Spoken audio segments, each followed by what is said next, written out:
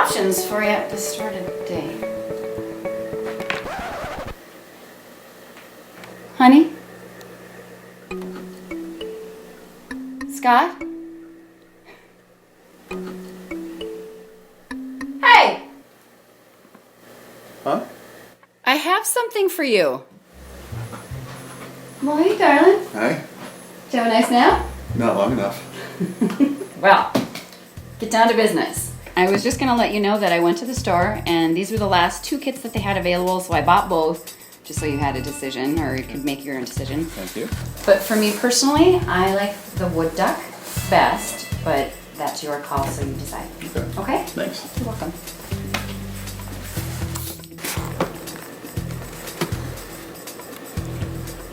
I think I like the green winged teal. You can't tell me what to do.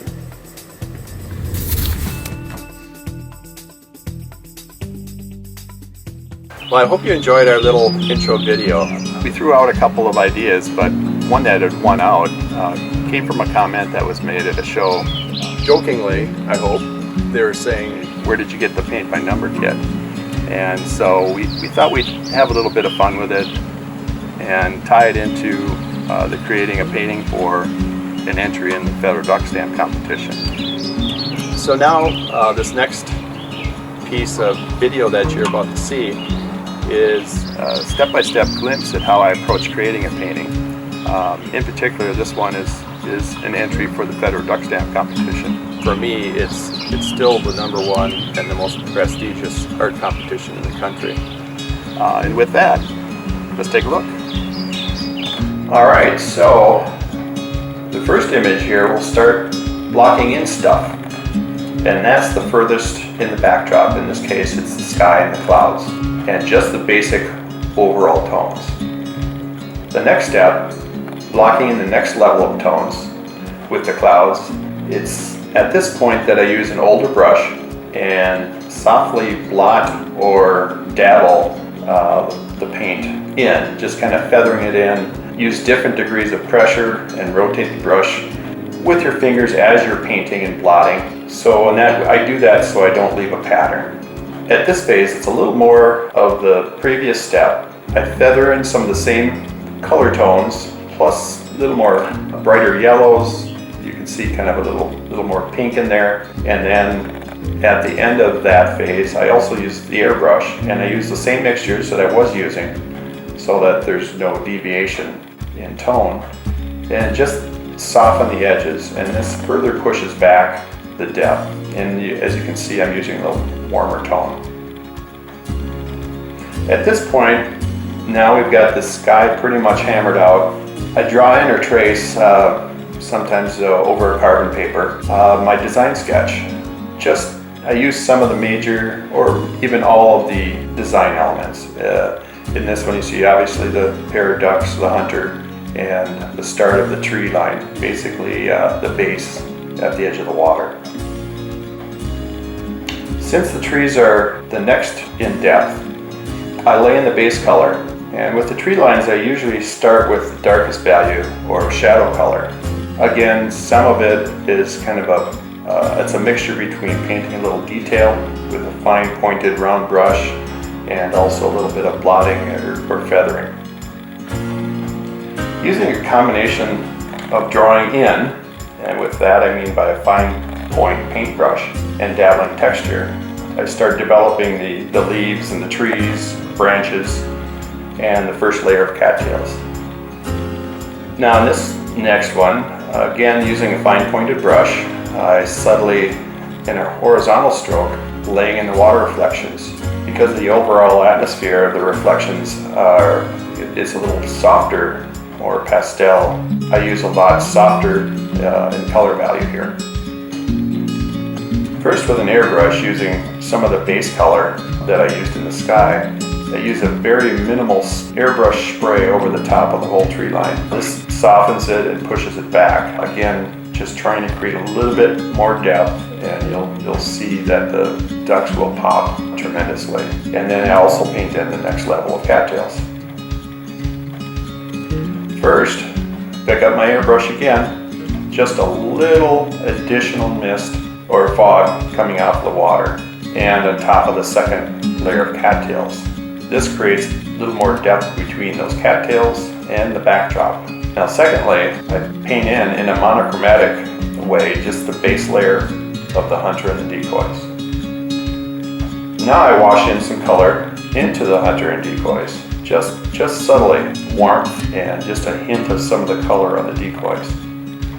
Add a bit more highlight to the hunter and decoys. It's just a little bit more color into some of the detail areas of the cattails.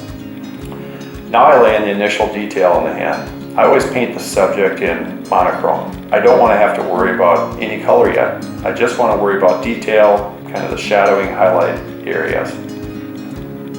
Now I go back, hand again, working on that next level of detail. No color worries yet. Now in this you can see between the slide before and this one, I didn't quite like the tail and how it was looking on the hand, so I kind of turned it a little bit with the body. I looked through a lot of reference and changed based off of anatomy photos that I've got of other females flying.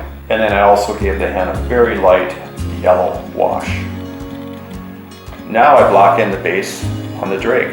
Again, mostly monochrome, with the exception of the greener areas of the head and wing. Okay, now I'm laying in the first layer of detail. And now, again, there's a couple rounds. I didn't put independent slides of this, but I'll have several rounds of putting in the detail on the drake, especially with green-winged teal. They have a lot of vermiculation, a lot of different subtle details, mainly in the body feathering. Also, as you notice in the hen, I did the first color wash. Now I add the highlights to the hen and a warm tone wash to the drake, a couple of additional warm washes to the head. Add highlight to the drake, just in the detail, and wash in the blues and the greens. Warm and yellow wash to the isolated smaller areas, and also some additional highlights. On the main subject, I go back and forth from adding and redoing detail to wash. How many times? I guess all I could tell you is until it's done. Might be multiple times, might be one time, it really depends. Concentrating on the head and the secondaries of the wing. A little more detail, some more blues and green washes, and for the first time a little red wash on the head. Really get that to pop. And it might be multiple washes on both those areas. Guess what? More detail, more localized washes. On the hen, I brighten the greens on the secondary wings.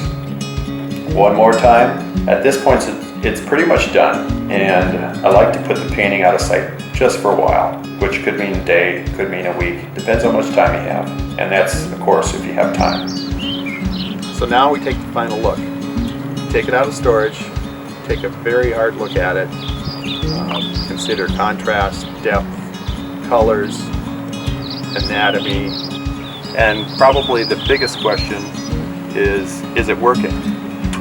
And what I mean by that is it some of it's gut feeling, but you have to keep in mind that you're competing against a lot of the best people in the country. And so really what can put you over the top? Is it something that stands out from your competition? Now if it isn't, you do have time to start over, or trust me, I've started over twice. It's actually paid off both times, but you have to remember that anything just a little bit out of whack can mean the difference between winning or not. The only thing I decided to change was the little area of the sky above the drake's back. Just a little bit of blending, I felt, just to create some little bit more contrast, soften the sky, and using this, it adds to the contrast, the lights, darks against the neutrals, and that's what's going to help you give that pop or the 3D quality. It's done, but I decided to set the painting aside and start over. With what? The wood duck, and this is the one I submitted and won the 2019 Federal Duck Stamp. And that's how the Federal Duck Stamp is born. Well, thanks for joining me. I hope you enjoyed it. I certainly enjoyed stepping through the process of putting paint on a board. And it's my thought that hopefully in the not too distant future that we can do a few more of these in process or how-to videos, maybe in a little more detail. Please feel free to contact me if you found this of some help, entertaining, and would like to see some more. Or if you think I should just stay behind the easel and paint. Either way, I'd love to hear from you. Now please enjoy the closing clip. And as you saw in the first video, I think I feel a nap coming on. So take care, and we'll see you real soon. Hey, hon, remember we've got to get those orders out today. Okay.